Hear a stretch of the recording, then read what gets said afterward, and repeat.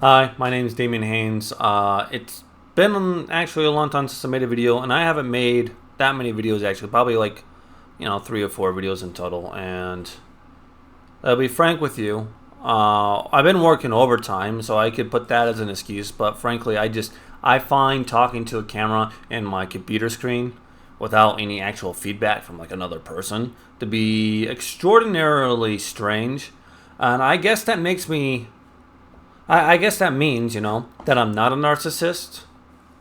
Though I am still putting my face on the internet with my opinions, so there is some, I guess, narcissistic behavior there to think, hey, my opinion matters more than maybe someone else's, or that it matters enough that other people should listen. But frankly, I think I'm right, and that's why I have opinions, right? So, but I do really want to get on top of this. Probably should have done it before the election. But again, to be frank with you, I just kind of put it off, and what happens when you put things off, you keep putting them off, you keep putting them off, you keep putting them off, and it becomes easier and easier with time, and then you can justify easier. But you never get ahead in life with that. And the people who do get ahead in life are the ones who say, hey, I got to do this, and they do it every day with persistence and consistency. And I need to have that. So this will be the beginning of a long trend that continues, where I continue to make videos talking about politics, and I'll make some gaming videos that won't go on this channel. They'll go on another channel that's connected to this one, of course. But I'm going to try to actually do this. And again, I don't know if this will ever be like my career, but at least hopefully will be supplementary to my income, and at least help out a little bit, pay some of the bills, or at best, maybe, I just talk to the internet and no one listens. Who knows? But anyway, one of the things I wanted to cover when I came back was like the demographics, and some of the demographic data hasn't completely come out yet, and there hasn't been like very good comprehensive data that I can compare it to for past elections yet. Well, like I'm waiting for like kind of like Pew Research to kind of get some more of the data out, so that way I can compare it to like past Pew Research papers, because they've done a pretty good job with their past ones. So I figured, hey, why not talk about the difference in the popular vote and voting within states itself? Because one of the things I've been doing is I've been listening to other commentators, but they haven't specifically talked about this issue in particular. They talked about how Trump has gained the popular mandate, and talked about how Democrats have lost the plot, and a lot of that's true and everything like that. But I do think there is something to be said by the fact that even though Kamala Harris is extraordinarily awful in every capacity, in that she can't even have a sit-down interview without just looking like a fumbling idiot, that she still received more votes than Hillary Clinton. Because you can see here right now, and they're still counting votes in places like California, so this is probably going to increase to like 72, 73 million maybe for her at the end. But right now she's sitting at 69 million votes, right? And Hillary Clinton in 2016 received 65 million, almost 66 million votes, right? So she still gained 3 to 4 million votes, and probably more going on once he finished the counting, right? And look, Hillary Clinton, also awful candidate, right? Biden, also an awful candidate, but he got 84 million votes the last election. So again, the persistence that we should say, hey, these candidates are awful from our point of view, from a conservative side of view, or from anyone who's not a Democrat, while objectively true, right? Hillary Clinton, Joe Biden, Kamala Harris, awful people, awful candidates, right? Awful political leaders, not very good for our country or anyone else, right? But the problem is that the Democrats keep voting for him overall, and that voting is continuing. And you could say, hey, in like in 2020, Biden got 81 million votes, and Kamala only got 69 million this time around. So there's got to be some kind of change. But I mean, largely, I think that's just because voters were defeated. Not really in the sense of like, hey, you know what, we like Trump, we hate the Democrats. But you had 4 years of a Democrat economy, of the Biden-Harris economy, right? They never had an actual primary where they could vote Biden out, where they could have someone like RFK, because they didn't want that, because RFK wasn't going to play ball with them. So they had Biden drop out the last minute, and then just installed Harris. So a lot of these voters that could have voted This election, may have voted last election. This not necessarily because they didn't necessarily change sides or give Trump the popular mandate or any of that. It's just because they felt unmotivated to vote because they're voting for the same thing, and then they're hardened. And frankly, again, Kamala Harris is an idiot. Now, I'm not trying to be rude, and I don't think I'm the smartest person in the room. I think I'm all right. Not the smartest person in the room again, but like Kamala Harris is an idiot. She can't sit down and have an extended conversation for a long period of time. She can't say anything that's cognitively intelligent or put together. She fumbles a lot. And again, she's supposed to be the leader of the free world, right? So if you look at me, sometimes I fumble around, sometimes I make mistakes. But I'm not leading the country. I'm not trying to talk to Putin or Xi Jinping and trying to stand up for our country and what we need in these negotiations. And she's going to. So I think a lot of these voters, they look at Kamala and they looked at the economy and they looked at the Biden-Harris administration and they said, I'm just not going to vote. I don't want Trump to win, but I can't vote for Kamala. And I think overall that's what you see. And even past that point, if you look at states like Michigan, even though Trump gained voters, in large part the reason he won was because of Jill Stein and RFK. So like you can see here, right? Let me scroll down a bit. There we go. So like 99% reporting in Michigan. So basically all the votes are in, right? And you can see that Trump only won by 0.4% of the popular vote there. And in large part that's because Jill Stein and RFK were on that ticket. We're on the ballot, and people were able to vote for him. I'm sorry about that. I thought I muted my phone. But continuing on to Rumble. This is not going well for my first video back, but it is what it is, right? So, and continuing on with that point, right? You had Chase Oliver on the Libertarian side, which was not a popular pick with a lot of libertarians who instead switched sides, especially near the end, to Trump because. One, Chase Oliver was awful. Two, the libertarians who are more able to compromise and more willing to compromise were willing to vote for Donald Trump over Kamala Harris, not because they particularly like Donald Trump, because Kamala Harris and the Democrats are all largely the party of war and extended government powers, right? So Donald Trump is okay when it comes to that from a libertarian standpoint, right? And it's better than Harris, right? So they kind of voted for the lesser two evils in that standpoint. And without those voters being there, so if they had a different libertarian like Dave Smith or anyone else that libertarians really could rally behind, a lot of those votes for Donald Trump would have disappeared to a libertarian. And same with Jill Stein and RFK. Had RFK not been on the ballot, had Jill Stein not come out and said that she's going to make sure that Kamala Harris was going to lose, had the Democrats chosen someone other than Harris, I don't think this election would have gone in Trump's favor. And that's something we need to talk about, because it's not so much that Trump won the popular mandate. He has basically the same amount of votes he had this election as the last election. The only time he really gained was from 2016 to 2020, and then it's kind of remained the same from 2020 to 2024. And if you say, hey, COVID changed a lot of things, made people to vote, maybe, but for the most part, Republicans voted in person in 2020. So I wouldn't really say that like mail-in ballots or any of those procedure changes really benefited Republicans in the same way they benefited Democrats. And that's something we should talk about, because it's not, Republicans aren't, okay, I'm muting that. I'm so sorry. That's my wife. Not her fault. It's my fault. Don't blame my wife. It's all my fault.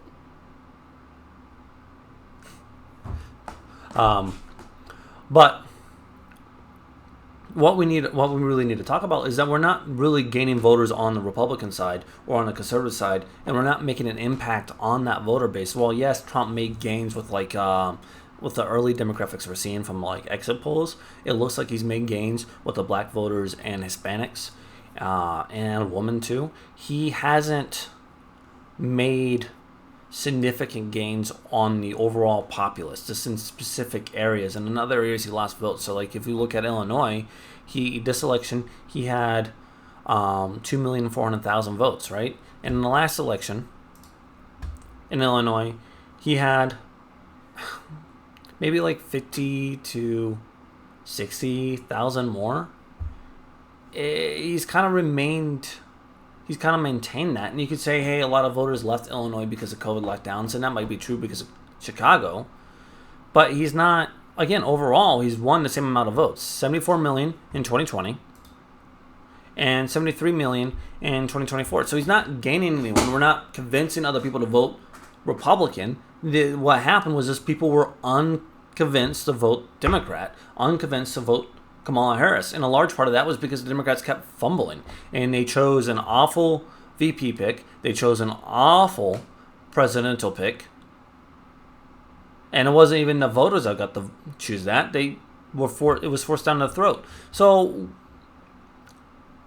what we really need to do as a Republican side, on our side, is we really need to have this conversation, because people are talking about how we had the popular mandate, how we make gains, and really I don't see that as much as other people are saying, because in fact I think we just maintained that. So I guess I'm just repeating myself over and over again.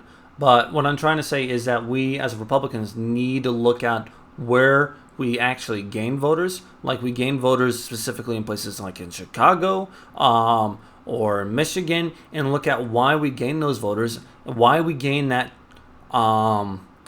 the Hispanic voters, the black voters, and the woman voters we had. And in large part, you could say the economy, which is, of course, a big component of it, but we need to look at that and continue that trend forward, because otherwise we're going to maintain the same amount of voters we've always had. And there won't be this negative apparatus attached to Democrats the next election in 2028. They won't have the Biden-Harris administration attached to it. Even if they go with someone like Gavin Newsom, yeah, of course, Republicans hate Gavin Newsom because Republicans are going to hate him because he's awful. He's a Democrat governor. But he's a likable person from a Democrat standpoint. And he's going to be able to position himself to be very good. Especially when you look at moderates, when you look at the media that's going to cover him and not talk about how badly he ran San Francisco and California into the ground. They're not going to talk about that. So we need to, as a Republican movement, have this conversation on why we gain these voters outside of the economy, because we did gain voters for other reasons other than just they couldn't afford butter and eggs, which, again, very important. But we need to have these conversations, and we need to move forward with that. We need to look at our fellow person, and we need to talk to them. So, for example, right,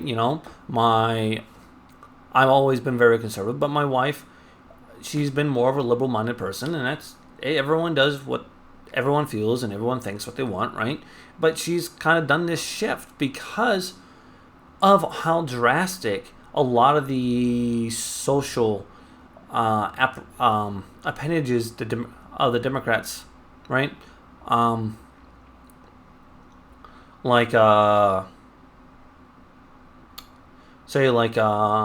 Gay pride, right? Wife's a big gay pride person. She really likes it. She's a big person of it, right? But a lot of the grooming and a lot of sexualization of the movement, and a lot of those movements have made her more worried about it. And then you have groups like Gays Against Groomers who have really kind of gave her that comfort, like, hey, I'm not alone in these feelings. I like gay marriage. I want gay people to be happy and safe and all that. But hey, this grooming and these other activities aren't good. We need to work on those aspects, because I think you'll find overall, outside of the economy, which is a temporary feeling, it's based on how people feel when they're going into the election office, and it won't have an impact. Again, the reason it won't have an impact in 2028 because people won't be hurting. They may feel good. They may, hey, my economy is good. I can buy things. I feel good about it. But there won't be that distaste for Democrats because they will not have been in office for 4 years. Just like in 2020, Biden was a dead corpse. Couldn't talk then. Still can't talk now, right? But people voted for him because there wasn't that disdain for Democrats, even though Obama ran this country to the ground in a lot of aspects, right? So what we need to continue is working on these social aspects, because I really think that's where we're gaining voters, and I think you can see that with Hispanics and the black voters, because Hispanics and blacks overall are very conservative-minded when it comes to their own families and how they view social issues. And the more the left pushes these radical the radical agenda they have when it comes to grooming children, when it comes to trans rights and men being in women's sports, all these different things, it creates this disdain and this disconnect from them, along with the other social issues like, hey, everyone who doesn't agree with me is a racist, right? And those are really the issues I think we should focus on as a party. And of course, they're going to say, hey, these aren't popular to talk about. These aren't easy to talk about at the table because everyone's going to disagree with you overall. I disagree. No one wants a child to be in a room, in a bathroom, with a grown man. You know, you have a grown man, you have a little girl, you don't want them in the same room with each other when they're changing, right? It's an easy thing. The hard part is trying to convince people that this is actually happening. And really, you should just let the left do what they do with that aspect and just try to show them the left in a non-adversarial position, right? Like, hey, don't go out there and go, hey, you know, they're grooming kids, you're part of the grooming apparatus because you allow it and you're voting for it. Not something that's, you know, aggressive or puts them in a position where they have to be defensive, but you put them in a position where you're like, hey, did you see what Democrats are doing in California where they'll take your kid away if you don't transition them, like in Canada?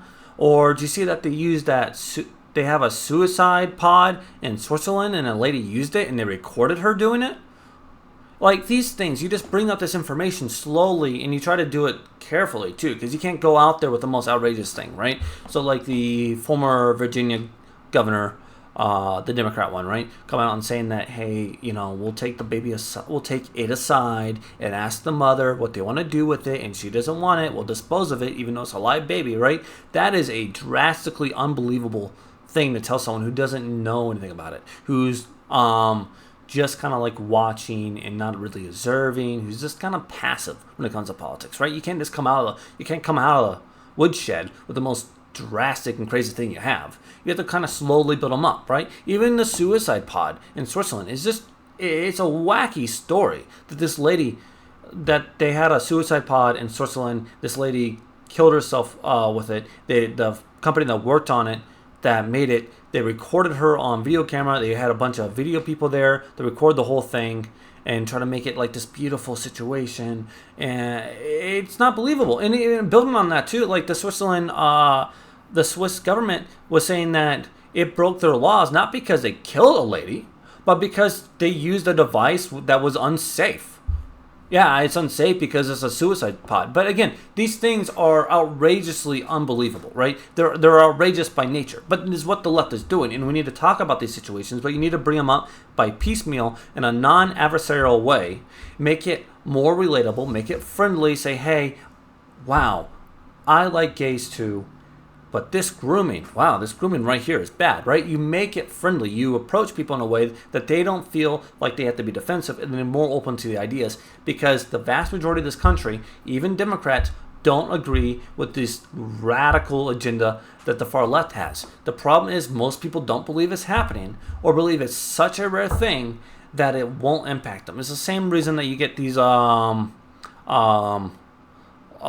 gun groups, right? They're talking about how much they love their guns, you know, they have all these guns and stuff like that, but then they keep voting for these Democrats, and they're like, well, they won't take away my guns, and then they get surprised when it happens, because they're delusional, or a lot of them are just passive. And that's the truth about it. It's not, some of them are, I want to take that back. Some of them are delusional, right? Absolutely. But most people are just passive. And the hard thing about being, the hard reality about being passive is that when you're passive, you don't know, and when you're told something, it's outrageous, right? If you are a dude who's lived on this island his whole life and has never left the island, has no technology, hasn't met any outside people, and someone lands a plane there, it's outrageous. It's crazy. And again, so I just want to alliterate, yeah, Trump won. Trump's maintained basically the same amount of popular votes he did in 2020. He did gain in a few states, like Michigan. He maintained about the same amount of votes in Pennsylvania, right? So like in Pennsylvania, he had 3,500,000. And this election, last election, he had 3,378,000. So he gained a couple 100,000 or so, right? But we need, instead of focusing on how Trump has a popular mandate, talking about how Democrats have lost it, we need to focus on the fact that Democrats chose a really unpopular candidate after a really unpopular administration, one that financially hurt people, and one that was drastically left on a lot of social issues. And we need to continue focusing on the social issues because the economy is going to go away in 2028. That won't be an issue in 2028. People aren't going to vote on it. People aren't going to go, hey, the economy's good, I'm going to vote for this next dude, because they're not going to be Trump. They're going to be, it could be J.D. Vance, it could be Vivek, it could be some other Republican star, right? But we need to focus on the social issues because the left isn't going to stop hammering on them. They're not. They've never stopped hammering on those issues. And the way they push is they continuously push left. So if we continue hammering on the fact that these issues are continuing on, so there's suicide pods, there's grooming, other things, we slowly introduce those issues, we can really make a difference there. And I think that's what we need to focus on. But anyway, thank you for watching. Like, subscribe, all that stuff. Adios.